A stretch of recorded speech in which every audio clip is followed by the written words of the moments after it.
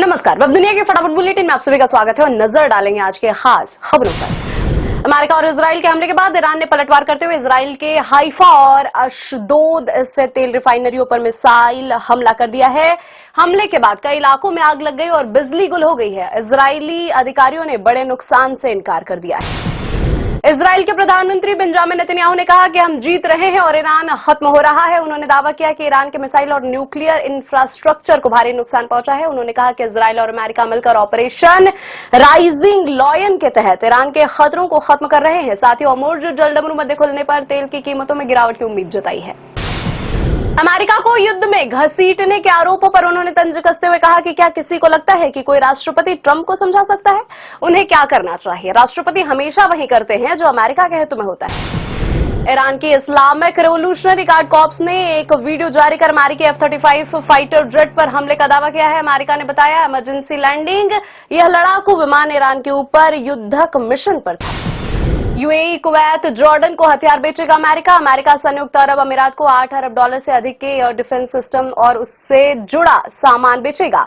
Kuwait को $8 अरब की missile रक्षा प्रणालियों और रडार प्रणालियों की बिक्री करेगा। जॉर्डन को $7.05 करोड़ कीमत के विमान और गोला बारूद बेचेगा। अमेरिकी कांग्रेस में मंजूरी के लिए भेजा प्रस्ताव।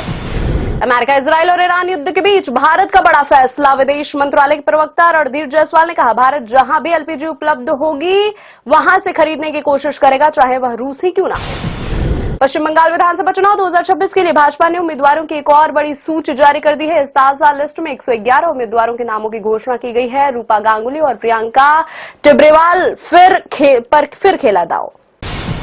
ब्रिटेन में जानलेवा मोइनजाइटिस का प्रकोप अब राजधानी लंदन तक पहुंच गया है। देश में संक्रमितों की संख्या बढ़कर 27 हो गई है। इसके बाद पूरे यूके में स्वास्थ्य कर्मियों को मरीजों के लक्षण पर कड़ी नजर रखने के निर्देश दिए गए हैं।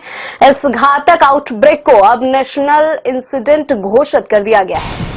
महाराष्ट्र के नासिक में पुलिस ने ज्योतिष अशोक खरात को महिलाओं के साथ बलात्कार के आरोप में गिरफ्तार किया। उसके पास से 58 अश्लील वीडियो भी बरामद किए गए हैं। कोर्ट ने उसे 24 मार्च तक की पुलिस रिमांड पर भेज दिया है। पश्चिमी विक्षोभ के चलते उत्तर भारत में मौसम ने अचानक करवट ले ली है। दिल्ली एनसीआर समेत उत्तर भारत के पहाड़ों और मैदानी इलाकों में बारिश और बर्फबारी के साथ कड़ाके की ठंड दर्ज की गई है। आज भी दिल्ली, पंजाब, हरियाणा, उत्तर प्रदेश, राजस्थान, बिहार और मध्य प्रदेश में कई स्थानों पर धूल भरी आंधी, ओलावृष्टि और आकाशीय बिजली गिरने का अलर्ट जारी किया गया है। ये थी आज की फटाफट बुलेटिन। ऐसी ताजा अपडेट्स के लिए बने रहे हमारे साथ, यानी कि विजिट करें वेब दुनिया पर।